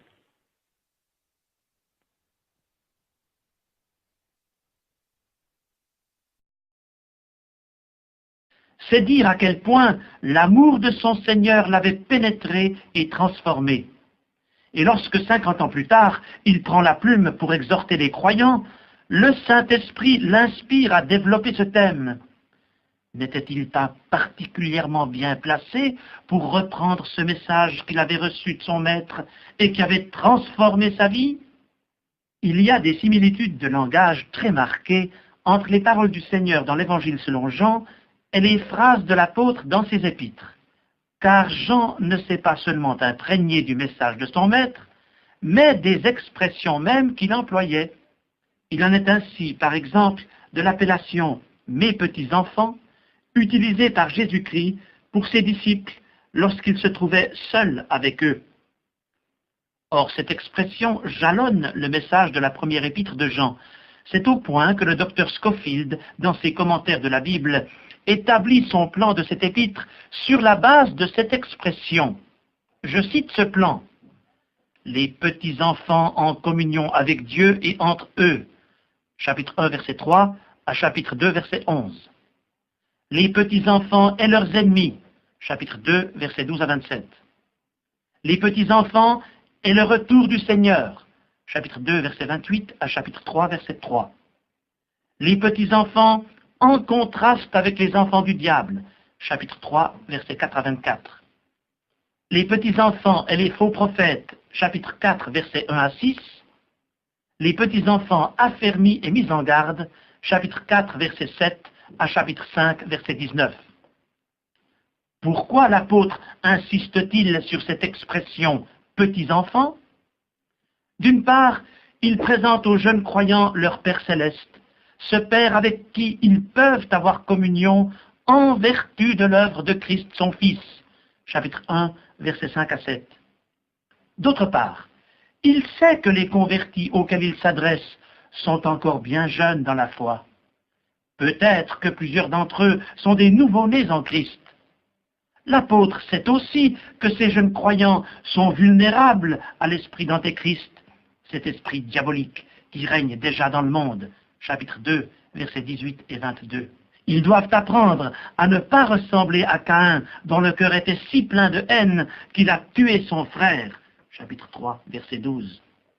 Ils doivent aussi discerner les esprits pour être préservés des fausses doctrines, chapitre 4, versets 1 à 6. Leur foi doit s'affermir pour triompher du monde, chapitre 5, versets 1 à 4. Enfin, il importe qu'ils soient gardés des idoles, telles que l'amour de l'argent, l'orgueil, bref, tout ce qui, dans le cœur du croyant, prend la place du Dieu véritable, chapitre 5, versets 20 à 21. Mais comment ces petits-enfants dans la foi grandiront-ils dans la connaissance de leur Seigneur ? Car il faut qu'ils passent de l'enfance à l'adolescence, puis à l'âge adulte, dans le domaine spirituel bien sûr. C'est ce que l'apôtre exprime au chapitre 2, versets 12 à 14. « Je vous écris, petits enfants, parce que vos péchés vous sont pardonnés à cause de son nom. Je vous ai écrit, jeunes gens, parce que vous êtes forts et que la parole de Dieu demeure en vous, et que vous avez vaincu le malin. Je vous ai écrit, pères, parce que vous avez connu celui qui est dès le commencement. » Nous l'avons dit, les petits-enfants sont vulnérables à toutes sortes de dangers. Mais les jeunes gens deviennent capables de résister à la tentation et de vaincre le malin. Et les pères peuvent engendrer de nouvelles vies en Christ, autrement dit, amener d'autres personnes au salut. Or, seule la parole de Dieu mise en pratique peut opérer cette croissance. Prenons donc soin de la lire assidûment, c'est-à-dire de nous nourrir de l'Écriture sainte. Ainsi, nous deviendrons des croyants fermes et forts, discernant les esprits, déjouant les ruses du diable et luttant résolument pour la cause de Christ. Et il y a plus encore. Si la parole de Christ nous remplit, nous aurons à cœur de la faire connaître à d'autres. Penchons-nous une fois encore sur un parallèle entre l'évangile selon Jean et l'épître de Jean. Le verset le plus connu de la Bible est celui de Jean 3, 16. Car Dieu a tant aimé le monde qu'il a donné son Fils unique, afin que quiconque croit en lui ne périsse point, mais qu'il ait la vie éternelle. Voyons maintenant l'épître de Jean, aussi chapitre 3, aussi verset 16. Nous avons connu l'amour en ce qu'il a donné sa vie pour nous. Nous aussi, nous devons donner notre vie pour les frères. Ces deux versets de Jean 3, 16 sont donc intimement liés. Dieu n'a pas épargné son Fils, mais il l'a donné pour nous sauver. À notre tour donc, de ne pas épargner notre vie, mais de la donner pour nos frères, les hommes qui ne connaissent pas Dieu, afin qu'aucun d'entre eux ne périsse, mais qu'ils parviennent à la vie éternelle. Deux tableaux ont fait la célébrité de Steinberg, un peintre allemand du XVIIIe siècle. Le premier s'intitule « La petite danseuse tzigane » et le deuxième « La crucifixion ». Ces deux œuvres, apparemment sans rapport entre elles, sont pourtant liées par les circonstances qui les ont vues naître. L'artiste avait choisi comme modèle une jeune fille tzigane. Pendant qu'elle posait, elle avait tout loisir de regarder les premières ébauches du tableau de la crucifixion de Christ, auquel Steinberg travaillait à la même période. Elle fit alors à l'artiste une remarque toute simple. Il devait être un homme terrible pour être condamné de cette manière. Eh bien non, répondit le peintre, c'était au contraire le meilleur des hommes qui ait jamais vécu. Il est mort pour tous les autres. Mais alors, dit la jeune tzigane, est-ce qu'il est aussi mort pour vous? Cette question bouleversa Steinberg. Jamais il n'avait pensé que l'œuvre de Jésus-Christ à la croix du Calvaire puisse le concerner personnellement. Il en fut si troublé qu'il n'eut aucun répit jusqu'à ce qu'il fasse l'expérience du salut en Jésus-Christ. Puis Steinberg acheva son œuvre représentant le crucifié, non sans ajouter en commentaire au bas du tableau « Voilà ce que j'ai fait pour toi, et toi, qu'as-tu fait pour moi ?» Le jour vint où les toiles de Steinberg furent exposées au musée de Düsseldorf.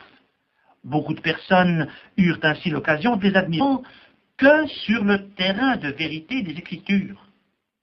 Comment des croyants qui ont des convictions différentes sur les vérités essentielles de la foi peuvent-ils s'unir sans arrière-pensée?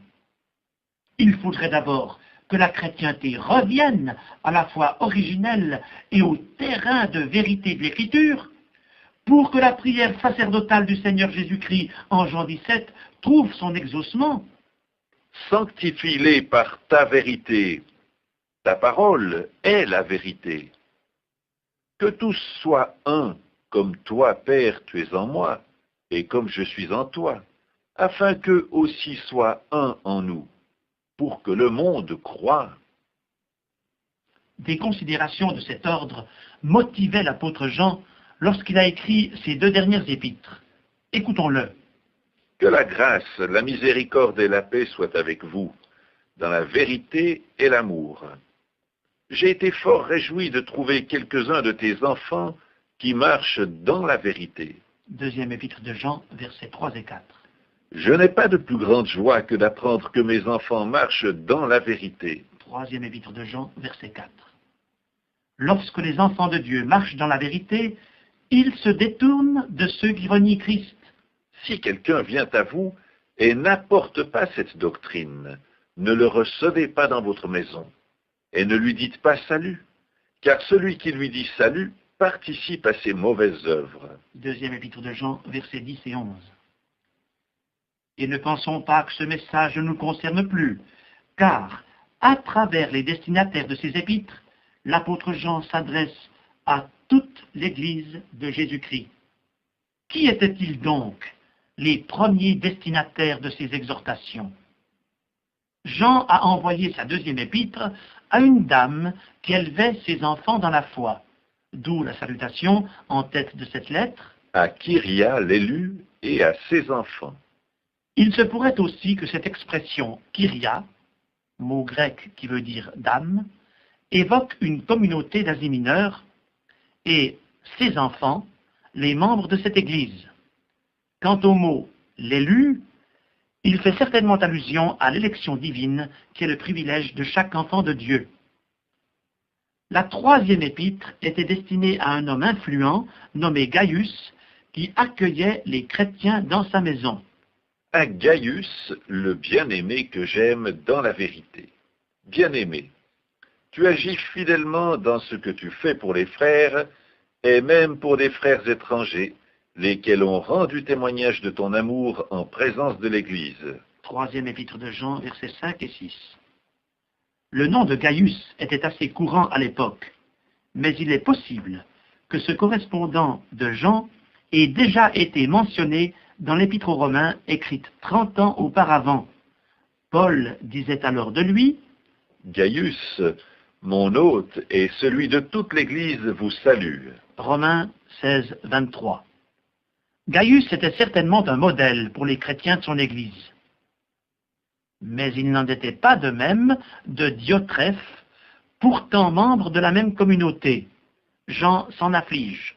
« J'ai écrit quelques mots à l'Église, mais Diotrephe, qui aime à être le premier parmi eux, ne nous reçoit point. C'est pourquoi je rappellerai les actes qu'il commet, en tenant contre nous de méchants propos. Non content de cela, il ne reçoit pas les frères, et ceux qui voudraient le faire, il les en empêche et les chasse de l'Église. » Troisième épître de Jean, versets 9 et 10. Hélas, ce qui est arrivé au 1er siècle se reproduit trop souvent au 20e. Que de Diotrephe aujourd'hui, qui aiment à se mettre en avant et jouer un rôle de premier plan. Que de Diotrephe qui refuse de se soumettre au conducteur spirituel et même à l'autorité de la foi apostolique. Là encore, la marche chrétienne dans l'amour et la vérité implique que les Diotrephes soient dénoncés dans leurs actes et jugés par l'Église, afin que rien ne nuise à la cause de Christ. Heureusement que, dans l'Église de Jésus-Christ, il n'y a pas seulement des Diotrephes, il y a aussi des Démétrius. En effet, la troisième épître de Jean se poursuit sur une note très positive, verset 12. « Tous, et la vérité elle-même, rendent un bon témoignage à Démétrius. Nous aussi, nous lui rendons témoignage. » Nous ne connaissons que peu de choses au sujet de Démétrius, puisque le Nouveau Testament ne lui consacre que ce seul verset. Mais cette courte citation en dit long. Tous rendent un bon témoignage à Démétrius. Peut-être que les dons de Démétrius n'étaient pas aussi brillants que ceux de Diotrephe. Sans doute faisait-il moins de bruit et jouait-il un rôle plus effacé. Mais la vérité était honorée et le Seigneur était glorifié par ce fidèle membre de l'Église dont le témoignage devait être édifiant et propre à gagner des âmes à la cause de Christ. Chrétiens, qui êtes à l'écoute en cet instant, quel rôle jouez-vous dans l'Église du Seigneur? Celui de Diotrephe, l'homme orgueilleux et plein de lui-même, ou celui de Démétrius, le témoin humble et fidèle? Le Seigneur vous invite à suivre les traces de ce témoin peu connu de l'Église primitive, afin que tous, et la vérité elle-même, rendent de vous un bon témoignage. Oh, que le Seigneur donne à chacun de nous de devenir un Démétrius et que nous apprenions à marcher dans l'amour et dans la vérité.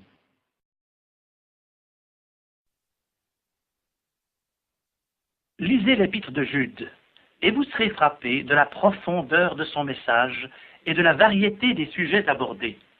En 25 versets, Jude nous a beaucoup donné. Il faut reconnaître que les écrits apostoliques sont d'une densité exceptionnelle. Or, seule l'inspiration du Saint-Esprit a pu communiquer aux écrivains sacrés du Nouveau Testament une révélation si riche sous une forme si condensée. Jude était, comme l'apôtre Jacques, le frère du Seigneur Jésus. Mais il ne se prévaut pas de cette relation familiale lorsqu'il prend la plume pour exhorter, instruire et avertir l'Église du Seigneur. Il se présente Jude, serviteur de Jésus-Christ et frère de Jacques. Beaucoup de gens se demandent comment la Bible nous a été communiquée. Des hommes issus de milieux fort divers l'ont écrite entre le XVe siècle avant Jésus-Christ et le 1er siècle de l'ère chrétienne. Tous ont été au bénéfice de l'inspiration divine par le Saint-Esprit. L'apôtre Pierre le précise dans sa 2e épître, chapitre 2, versets 20 à 21. Ce n'est pas par une volonté d'homme qu'une prophétie a jamais été apportée, mais c'est poussé par le Saint-Esprit que des hommes ont parlé de la part de Dieu. Ce qui est vrai des prophètes de l'Ancien Testament est vrai des apôtres du Nouveau Testament.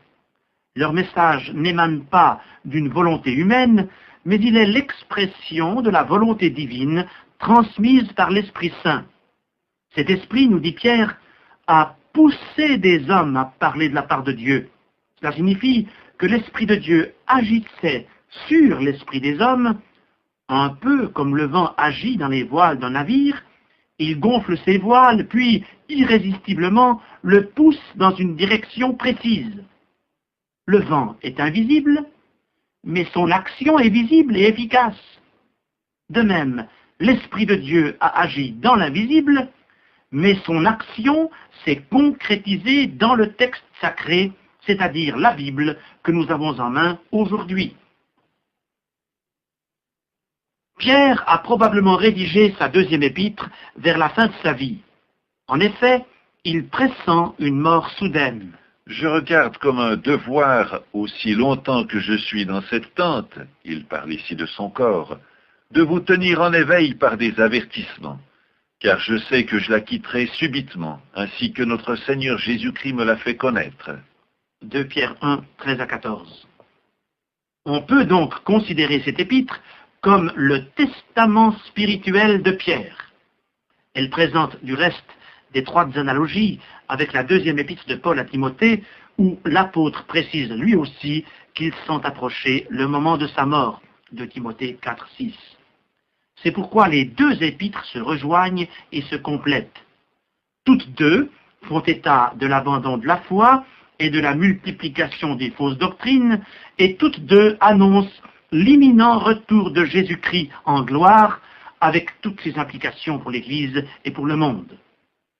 Et maintenant, donnez-vous la peine de feuilleter les pages de cette 2e épître de Pierre. L'apôtre rappelle tout d'abord aux croyants les vertus chrétiennes: foi, connaissance, maîtrise de soi, patience, piété, amitié fraternelle, amour.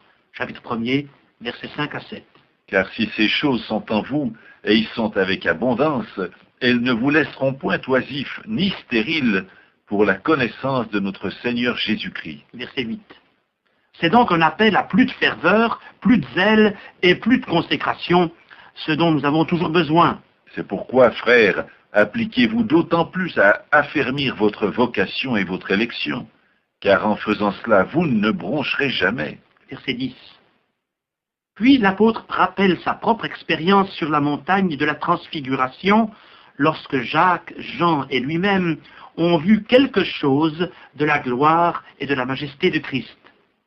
Ce qu'il a vu de ses yeux et entendu de ses oreilles est pour lui comme une preuve de la véracité des écrits prophétiques de l'Ancien Testament quant aux événements futurs. Nous tenons pour d'autant plus certaine la parole prophétique à laquelle vous faites bien de prêter attention, comme une lampe qui brille dans un lieu obscur, jusqu'à ce que le jour vienne apparaître et que l'étoile du matin se lève dans vos cœurs.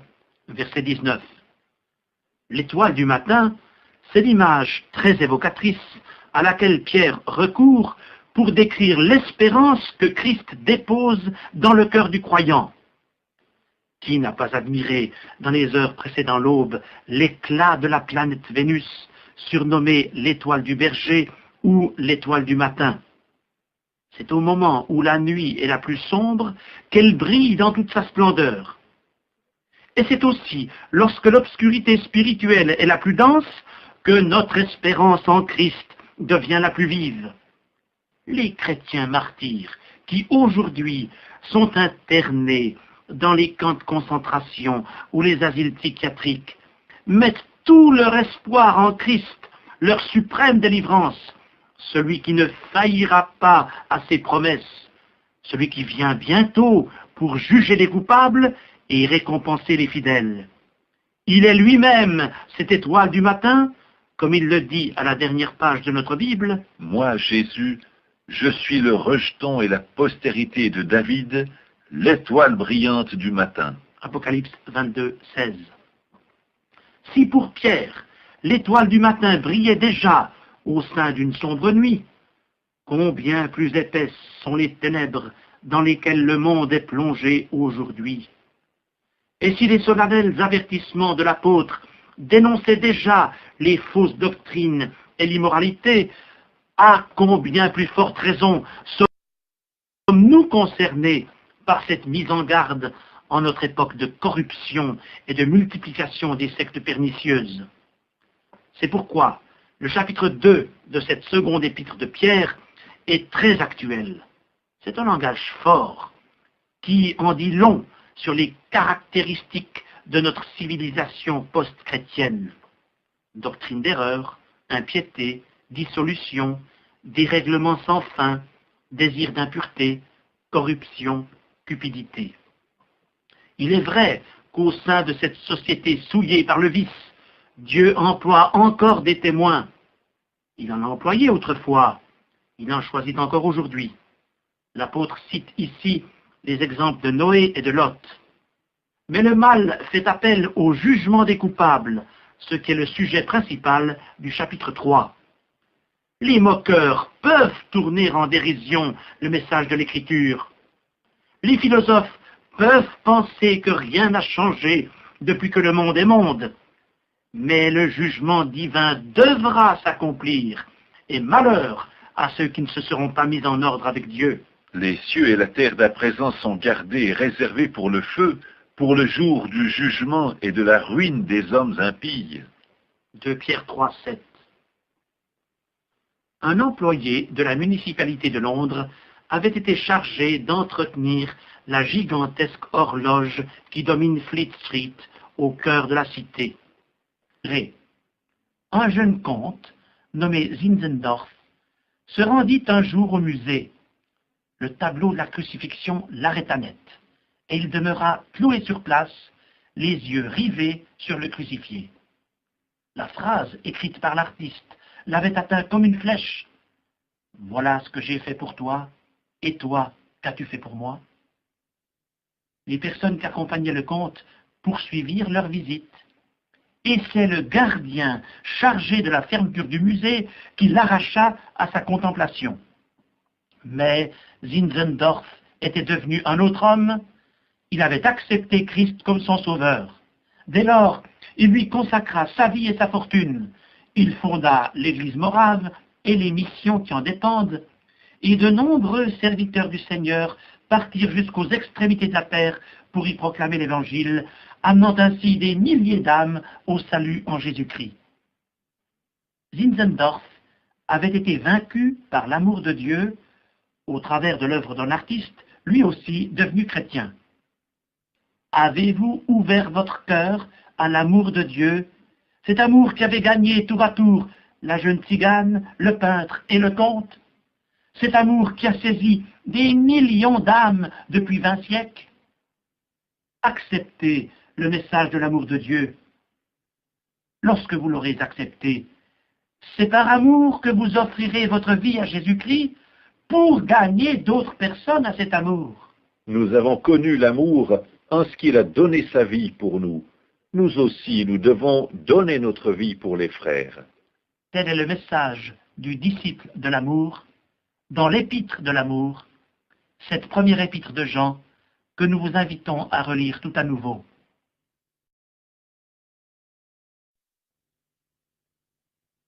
La deuxième et la troisième épître de Jean ont été écrites vers l'an 85.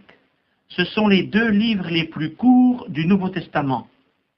Peut-être est-ce en raison de leur brièveté, respectivement 13 et 15 versets, que l'on n'en parle pas très fréquemment et que les exégètes les ont souvent laissés de côté, comme s'ils avaient préféré commenter des épîtres plus substantielles. Pourtant, ces deux épîtres complètent admirablement l'ensemble des écrits du Nouveau Testament, et la première épître de Jean en particulier. Dans sa première épître, l'apôtre Jean a développé surtout le thème de l'amour de Dieu et de ses effets dans le cœur du croyant. Dans ses deuxième et troisième épîtres, il associe l'amour à la vérité. En effet, le mot vérité apparaît 10 fois dans ces 28 versets. Ce mot vérité est parfois fort mal compris. L'homme moderne, malgré ses connaissances philosophiques étendues, ne sait parfois plus ce qu'est la vérité. Et il pourrait aujourd'hui poser la question que Pilate, le gouverneur romain, avait posée à Jésus-Christ. Qu'est-ce que la vérité? Jean 18, 38. Et pourquoi ne sait-on plus au XXe siècle ce qu'est la vérité? D'une part, parce que quelque chose a été faussé dans l'esprit humain, au point qu'on préfère les compromis aux absolus, et qu'on s'efforce de s'aligner sur plusieurs vérités comme s'il en existait plusieurs. Cette situation ambiguë a fait dire à Jean Cocteau « Je suis toujours un mensonge qui dit pourtant la vérité ». Et comment l'homme en est-il arrivé là?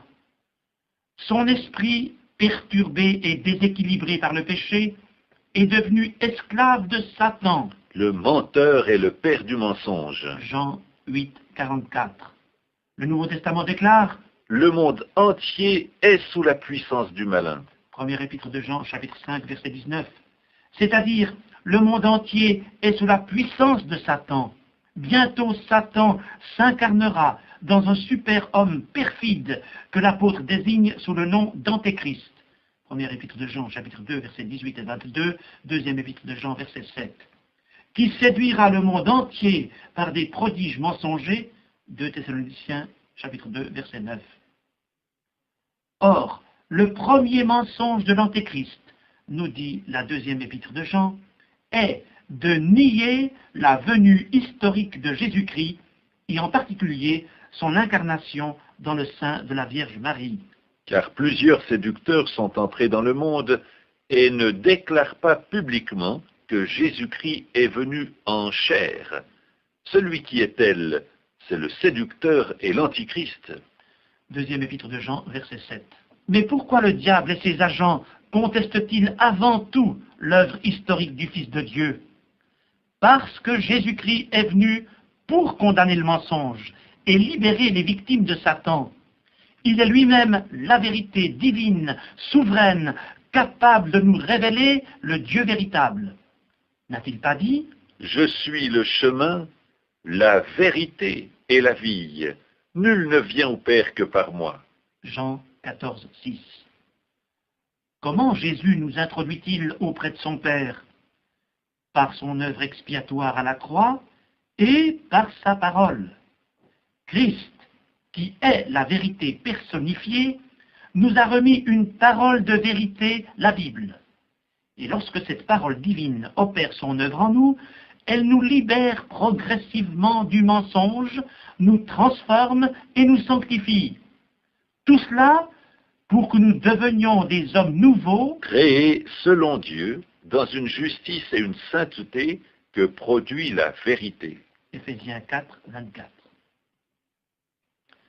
Revenons maintenant à l'association amour et vérité que l'on découvre dans ces deux épîtres de Jean. Peut-être cette association vous surprend-elle. Eh bien, songez un instant au mariage. Un couple ne goûtera pas une union véritable s'il y a manque de vérité entre les deux partenaires. L'amour vrai, selon Dieu, n'a rien de commun avec l'amour qu'on appelle libre, qui n'engendre que tromperie, mensonge, adultère et vice, avec tout leur cortège de tragédies. De même, l'anomalie de l'amour sans la vérité se retrouve sur un autre plan, celui de l'Église chrétienne au sens large du terme. L'écuménisme fait fausse route en proposant l'unité sans la vérité, car on ne peut s'aimer et s'unir réellement. Alors qu'il nettoyait l'horloge, la manche de sa veste s'est prise dans l'engrenage. Il a crié au secours, mais sa voix n'a pu dominer le bruit de l'intense trafic de la rue. Des centaines de Londoniens passaient sur les trottoirs à une 50aine de mètres au-dessous de lui, mais personne n'a entendu les appels du malheureux. Le mécanisme du mouvement d'horlogerie a broyé impitoyablement l'employé, qui a succombé à une mort atroce, privé de tout secours, au lieu même où se pressait la foule citadine la plus dense. Ne jouez pas avec le temps qui ne vous appartient pas. Vous ne pouvez empêcher l'aiguille du cadran de Dieu de poursuivre sa course. Peut-être avez-vous pensé que Dieu n'existe pas, ou que, s'il existe, il vous laisse agir entièrement à votre guise. L'employé londonien accomplissait son travail routinier quand soudain il s'est trouvé pris dans un engrenage et projeté dans l'au-delà. Et si pour lui c'était un accident imprévisible, pour vous ce sera différent, car Dieu vous a prévenu. L'horloge de Dieu est en mouvement et l'heure des règlements de compte approche indubitablement. Le jugement divin surviendra comme un bouleversement cosmique qui broie tout sur son passage. Ne vous laissez pas surprendre par les châtiments divins. Demain, Dieu jugera. Aujourd'hui, il aime et il patiente. Auriez-vous défié son amour ou joué avec sa patience? Auriez-vous cru que Dieu ne tiendrait pas parole et que ses décrets annoncés autrefois ne s'accompliraient pas? Que dit l'apôtre Pierre, chapitre 3, verset 9? Le Seigneur ne tarde pas dans l'accomplissement de la promesse, comme quelques-uns le croient, mais il use de patience envers vous, ne voulant pas qu'aucun périsse, mais voulant que tous arrivent à la repentance. Jésus-Christ, le Fils du Dieu vivant, ne veut pas votre malheur et votre perdition. Il patiente dans son amour, et aujourd'hui, il vous offre la possibilité d'un salut parfait et éternel, moyennant un acte personnel de repentance. Laissez-vous arrêter par sa grâce et arracher à la condamnation éternelle pendant que c'est encore possible. Cependant, si le monde s'achemine de manière irréversible vers la catastrophe universelle du jour de Dieu, nous, chrétiens, nous n'avons pas à trembler comme ceux qui refusent de se mettre en règle avec Dieu. La deuxième épître de Pierre précise ce que le Seigneur attend de nous: la piété, la pureté, la patience, la paix. C'est pourquoi, bien-aimés, en attendant ces choses, appliquez-vous à être trouvés par lui sans tache et irréprochable dans la paix. Croyez que la patience de notre Seigneur est votre salut. 2 Pierre 3, 14 à 15. Chrétiens, vivons-nous dans la réalité en attendant les choses qui doivent arriver bientôt? Si Jésus-Christ revenait en cet instant, nous trouverait-il sans tache, irréprochable et dans la paix? N'avons-nous pas à nous examiner nous-mêmes et à conformer notre vie aux critères de sa sainte parole? Dans la conclusion de son épître, versets 17 à 18 du chapitre 3, l'apôtre propose aux croyants un programme précis pour l'épanouissement de leur vie spirituelle.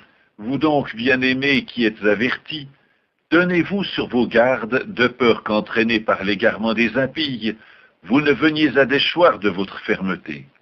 Mais croissez dans la grâce et dans la connaissance de notre Seigneur et Sauveur Jésus-Christ. À lui soit la gloire, maintenant et pour l'éternité. Amen.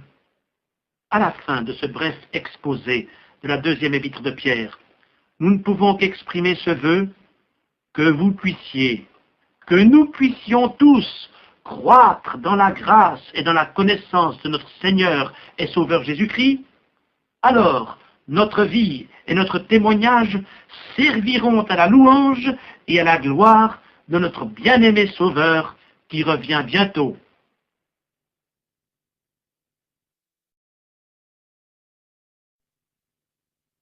L'amour de Dieu a été manifesté envers nous en ce que Dieu a envoyé son Fils unique dans le monde afin que nous vivions par lui. Ce texte de la première épître de Jean, chapitre 4, verset 9, pourrait, me semble-t-il, résumer cette épître. En effet, le premier objectif de l'apôtre était de sensibiliser ses lecteurs à l'amour de Dieu et à ses effets dans la vie du croyant. On ne s'étonnera donc pas de trouver 37 fois le mot « amour » ou le verbe « aimer » dans ces 5 chapitres. Si l'apôtre insiste tant sur ce thème, c'est qu'il en était rempli, lui, le premier. Pourquoi? Le Seigneur Jésus avait rencontré Jean et son frère Jacques sur les rives de la mer de Galilée. Ces pêcheurs de profession étaient des hommes simples et rudes. Jésus les a surnommés « fils du tonnerre » Marc 3, 17. Peut-être en raison de leur caractère plutôt entier, impulsif, voire colérique. Jacques et Jean étaient vraiment fils du tonnerre lorsqu'ils proposèrent un jour que le feu du ciel descende et consume les Samaritains qui n'avaient pas voulu recevoir leur maître. Luc 9, 54. Mais le Seigneur les enseigna. Écoutons-le. Évangile de Jean, chapitre 13, verset 34. Mes petits enfants, je vous donne un commandement nouveau. Aimez-vous les uns les autres. Comme je vous ai aimés, vous aussi aimez-vous les uns les autres. Et n'entendons-nous pas l'écho de ces paroles de Christ dans l'épître de Jean? Bien-aimés, aimons-nous les uns les autres, car l'amour est de Dieu, et quiconque aime est né de Dieu et connaît Dieu. Celui qui n'aime pas n'a pas connu Dieu, car Dieu est amour. Première épître de Jean, chapitre 4, versets 7 à 8. Et c'est ainsi que, peu à peu, Jean est devenu le disciple de l'amour.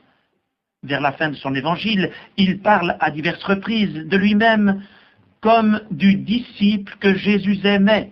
Jean 13, 23, 19, 26, 20, verset 2 et 21, verset 7.